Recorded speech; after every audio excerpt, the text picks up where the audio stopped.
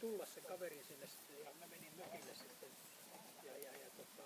mutta ei se tullutkaan. Se soitti sille konemiehelle, että eihän tuu tänään, että hän menee lääkäriin. Tähän tulee huomenna. Ja mä saan sille konemiehelle sitten kysyttiin, että paljon se maksaa. Että mä annan sen rahan sulle, että näin huomenna tänne voit tulla. 20 mä olin jumalauta, mutta mä olisin maksanut monta minuuttia siitä puun kaatamisesta, kun olisi saanut sen juuri. Se on jännä kyllä, että monet ei niin kuin... Se on niin saakoli, niin pahasta paikkaa, että se yksi suunta on ainoa ja muut suunnat niin ne on ollut aina rakennuksen päälle. Ja tosiaan se oli näytän tollainen syveltä.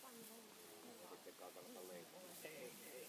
On niin sanottuja näitä metsureitäkin on, että ei sieltä voi kaatamaan. Sitten ei yllätäkään uudestaan. Eikö mä tuossa aina kun mä nyt pihapyrkin kaatamaan. Mitä talvella?